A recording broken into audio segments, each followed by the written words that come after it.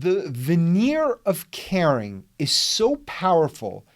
That's why most of the major institutions, from the media to Hollywood to the tech industry, are leaning on what looks like leftist caring policies. Nothing of the sort. The appearance of caring is an incredibly powerful tool. It is a veneer behind which you can hide almost anything. That's why corporations are embracing all of this stuff, because it is powerful. If you look like you care, if you look like you have a rainbow of people working for your organization, if you look like, you're helping the homeless and charity and whatever else that you're doing, you come off looking good. And it still works, and it works on a lot of people because most people don't look that deeply. And because it works, you have this appearance of leftism that's really covering up elitism, corporatism, and a lot of power that is being preserved. And it's being preserved by a bunch of tools that I'm going to get into today. These systems are not serving a lot of people well. For example, why, after all these years, I'm talking decades, are people still living in ghettos? Why are there so many broken families, especially among minorities and the poor? Why are there so much drug addiction? There are a lot of incentives that motivate a lot of actions. And you would think, oh, well, this one party is keeping people down. If only it were that simple. The places where a lot of these problems perpetuate are very wealthy, like Los Angeles, for example. I think they have, I forgot the statistic, I think they have like 1/4 or 1/5 of America's homeless in just Los Angeles. That doesn't include San Francisco, which has its own encampments. So you're talking about a really rich city with some very powerful industries that has this lingering, insane problem. And you can call it failure of government, you can call it a lot of things, but the incentives aren't there, the competence isn't there to fix it, but also there is an entire system around this that perpetuates the status quo. And the status quo always serves incumbents, always serves people who are doing well. And I'm not talking about just the elites. I'm not talking about just Jeff Bezos and Elon Musk and all these other people. I'm talking about just someone who lives in a nice house in a nice area is going to vote their interests. For example, they are not going to split that sweet, juicy tax money that they pay for local taxes with school districts that don't have any money. That's just not going to happen. That's never going to happen. So they are playing a game to win, even though it doesn't always look like it. This is not a left-right thing. This is institutional power against individuals and against upstarts. At the heart of both parties is a certain kind of corporatism and power and influence and status. And these are things to be defended. And every single institution, especially media, are designed to defend it. And the reason media is so important as a control tactic is because it's out there, it's public, everyone consumes it. Not only are they the messengers and the water boys for the elite, but they use academia and academic studies to back up their ideas and policies, no matter how specious. I wrote once that studies are like Bible passages. You can find one to support any conclusion you want. Most of these studies, even the ones that sort of look scientific, they're not. They're social studies, or at best, they're correlation studies that show that, oh, well, people who do this end up with this, whether it's cancer or whether it's a psychological problem or whatever it is. And a lot of it is a proxy for wealth, because people with money have better resources and ways to take care of themselves, whether it's healthcare or mental health or exercise or whatever else. So if you look at it through that lens, most of these studies are total and utter bullshit, but they are used to a very effective and powerful degree by media to back up or create legitimacy for a lot of these issues that the left is putting forward. And the same thing goes for think tanks, but they're much less useful. They have shittier brands, bottom line. The right tends to use think tanks more because that's all they have. They've lost academia, not that they ever had it. They have no influence there. Number 6, infiltrate or coerce. So this was hilarious. I mean, hilarious in a crazy, bizarre way. But you have to see the story, if you haven't followed it, of Governor Whitmer. There was a plot to kidnap her. The funny thing is, there were 16 people involved. 10 of them were spies. They were plants. They were put in there by the government. And those 10 convinced the other retards to go along with this plot. They didn't come up with the plot. The government came up with the plot and convinced these 6 imbeciles that this is a good idea. So now they're up on, I don't know, conspiracy charges and all kinds of things, but they were entrapped because they're idiots. This is a very common tactic. So there's a concept called agent provocateur. This is incredibly common and used by governments to squelch protests. So what they'll do is they send plainclothes agents into crowds, so protests, whatever, and have them get violent or destructive, start throwing bricks or setting things on fire. And once that happens, it creates an excuse to send the military or the cops or whoever to stop the protest and break it up. Look it up. There are countless examples of agent provocateurs. It may have happened during the summer riots for BLM or, the affiliated ones. And same thing with January 6th. No one would know for sure. That's the crazy thing about this, because everyone ends up getting arrested or, and the ones who are agent provocateurs clearly get let off, but the other people are now in trouble. So this is a very powerful tool, and you can also infiltrate these groups and get them that way. But when you infiltrate and also do all the brainstorming to come up with the ideas, who's the terrorist? Number 8, co-opting outsiders, turning them into insiders. You have never heard a more neutered individual than Bernie Sanders today. The man who is calling for revolution. Every other sentence for his entire campaign in 2016 and 2020, the guy is now Joe Biden's biggest fan. These two bros are hugging it out, trying not to break each other's bones. They're very brittle. They put him on a committee. They put him in charge of finances. This is the funniest thing ever. The guy who wants free healthcare, free education, free energy, free housing, the guy who wants to give everything for free is in charge of budgeting under Biden. That is incredible. Talk about the fox guarding the hen house. So Bernie was on a show called Talking Points. You have not seen a man this neutered before. Virtually every major crisis that we are facing, he is prepared to deal with.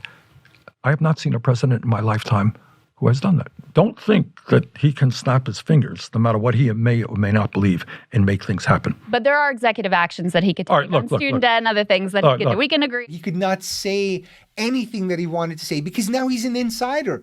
He has to play the game, and if he doesn't, he's out. And this is the first time anyone's ever listened to him. He was always the crazy guy with the crazy hair banging on podiums, and finally they put him in some position of power, but that position comes with strings. That means you can't say certain things. Same thing has happened with AOC. She's getting attacked from the left, from people like Jimmy Dore and Kyle Kulinski, because she's not standing up for any of the things she said she supported, like Medicare for all, because she knows Nancy Pelosi is in charge and she will smack her down when she gets out of line. So now to keep that sweet gig and that $1 million budget that every congressperson gets, she has to toe the line. And that's what she's going to do. You make the outsider the insider and you have pacified them.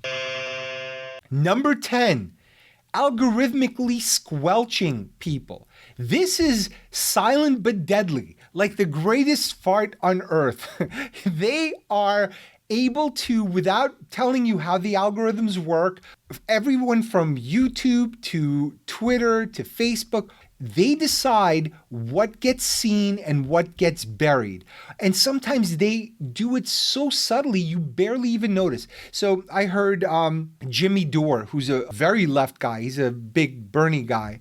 He talks about how, he's got, I think, close to 1 million subscribers, but they don't let him get above 1 million. They really throttled his growth. And his YouTube videos aren't getting the views that they used to get. Same thing with Kyle Kalinske, who's also a lefty who's very critical of the left. They're not getting the views that they used to get and that their subscriber numbers would lead you to believe that they would get.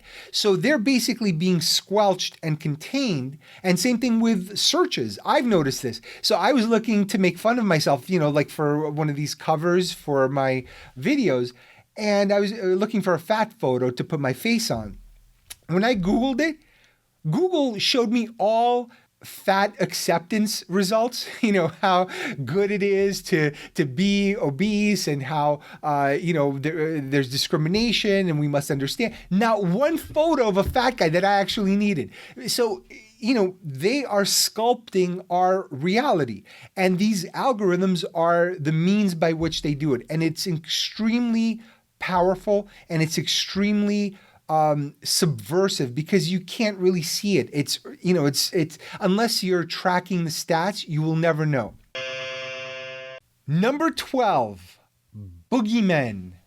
Boogie persons. You got to be politically correct now.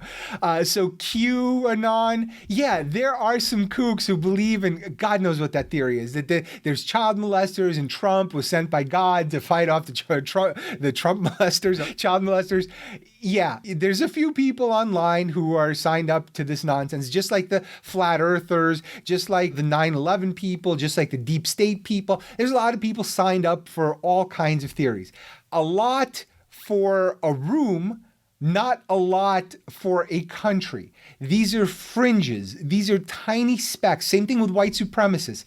These are people without any cultural, institutional power, financial power. They've got nothing. They are masturbating 86% of their waking hours. Whenever they're not using those sticky fingers to Google something insane or to go on Reddit, they are masturbating. These people are losers, but they are very easy to make into boogeymen. The right does the same. This right and left thing, I'm getting exhausted. But same thing. You have these crazy people making up genders or making proclamations. I'm not having kids because I'm trying to be green. Like all kinds of nuttiness. And it's very easy to take it and blow it up while doing nothing because it looks like work, right? Like, look at the right. They're so busy fighting the culture war and they're winning. Look at the left. They're going after QAnon. They've created an internal commission inside of the FBI or NSA to go after white supremacists, like two idiots in a room that just finished masturbating. Hopefully the FBI doesn't break in when their fingers are all involved. But very powerful because they are distractions. Number 13, weaving narratives. And these narratives are so powerful. And the stories that get reported and the stories that do not get reported, just as important. So for example, the most recent, of course, is the fear narrative for COVID and the different Delta strains and all the, the Lambda and, I don't know, all the other Greek alphabet words. Someone posted today a quote from an expert on CNN, and CNN is core to this fear mongering, as is MSNBC. The guy said something like, your child is just waiting for another child to kill them. It was an insane quote. Throughout COVID in the United States, through mid-August of 2021, early August 2021, 424 children died of COVID. That is absolutely tragic. However, these kids, a lot of them had comorbidities. And if you look at it statistically, it is a rounding error compared to the number of kids that are out there and the number of potential situations where you can be exposed. It doesn't even rank anywhere on the list of the biggest risks to kids, like driving. I think it was over 4,000 kids die in car accidents, suicide, and a whole bunch of other things. You don't get to the hundreds until like number 10. So we're talking about an insane narrative. And this is being promoted. Why? Fear passes emergency legislation. So the longer the emergency lasts, the more legislation you can pass. And they don't even hide it. Rahm Emanuel, who was President Obama's chief of staff and then became mayor of Chicago, he famously said, never let a serious crisis go to waste. And they are not letting this one go to waste at all. Another narrative is race, because if you divide people, you conquer them. They're so busy fighting with each other over color, they're not looking at the money or the people with money who are helping weave these narratives that divide us. Same thing with wage gap. Women make up about half our workforce, but they still make 77 cents for every dollar a man earns. And women are paid 80 cents on the dollar, black women 61 cents, Native American women 58 cents, Latinas 53 cents. Women still make only 79 cents for every dollar a man makes. It took more than 15 months for a woman to earn the same amount that a man made in 12. The 23-cent gender pay gap is simply the difference between the average earnings of all men and women working full-time. It does not take into account differences in occupation, job tenure, hours worked per week. When all of these factors are taken into consideration, the gap narrows to the point of vanishing. The wage gap myth has been repeatedly discredited, but it will not die. NPR has done this, so it's not even like some wild theory. The real wage gap, if you control for similar job level and job function and industry, is somewhere between 2 and 7%. Still an issue to be addressed, and there's some theories about why. One big one is, and this is, I think, a Swedish study that said that women don't negotiate raises as aggressively, and they don't switch jobs as often. So, there are logical explanations, and there are ways to address it. But consistently, from Obama to Biden to all of the activists and the media, they continue to say, oh, the wage gap is like 30%, or women get paid 70 cents on dollar. I mean, it's observably untrue, because if I had a company and I could fire all the men and save 30%, I would do it tomorrow. And in fact, women are even better workers in a lot of cases. So you're going to be ahead in terms of performance and in terms of profits. Sign me up. So this is just provably untrue, but it is a tool to achieve an agenda. And this is how elites get their way. And we're fighting over gender now. So we're fighting over race on this front, over gender on the other front. So keep us divided. Keep us divided. Division is distraction. Number 14, protect the sacred cows. And a lot of this is enforced through media. So perfect example, Kyle Dunnigan, who's a comedian who does a lot of these face swap videos, and he does killer impressions of Biden, and he does a great one of Bill Maher. He does a sketch show with these face swaps called the Fresh Prez of DC. And he makes fun of Bill Maher because Bill Maher can't find one funny thing about Joe Biden. Not one. Okay, and finally, new rule. Comedians can't make fun of Joe Biden. Because it's impossible. Because he's been great.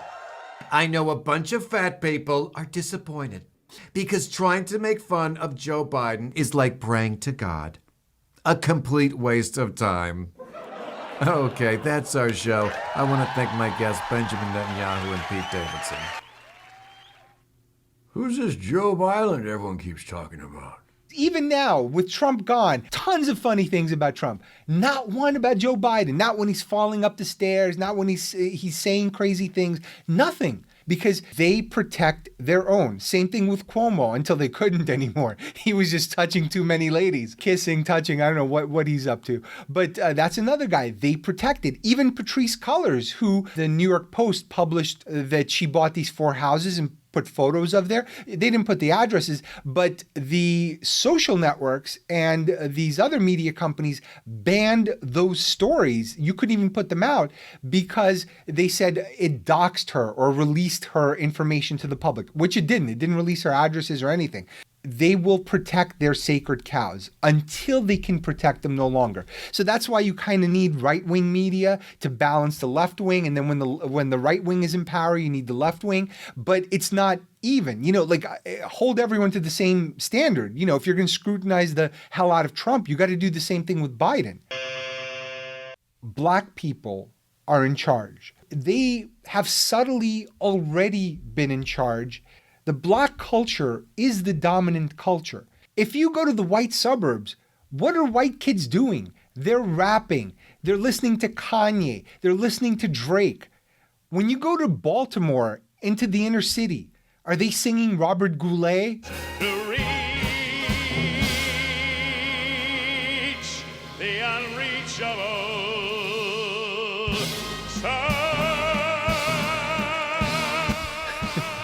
The first name that came to mind. I was like, who's the whitest guy on earth? Are they singing Harry Connick Jr.? Are they singing Billie Eilish? No, they're not. The dominant culture, musically, in terms of cinema, in terms of just cool, in terms of fashion, is the Black culture. And now it's going into the political realm, the business realm, and everywhere else. It reminds me of what Chris Rock said about baseball. We don't really need baseball, but baseball needs us. Fact is, Black America decides what's hot and what young people get excited about. Ask the men's golf tour or the women's tennis tour. Why don't you just ask Mitt Romney? You lose Black America, you lose young America.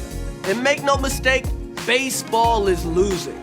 You look at baseball, the age of the fan has been going up. I think it's somewhere crazy, like 56 years old. And the audiences have been dwindling. And there's problems with the game, but also there aren't Black kids who are being recruited to play the sport. It's either too expensive or there's more opportunity in basketball or football, so they go there.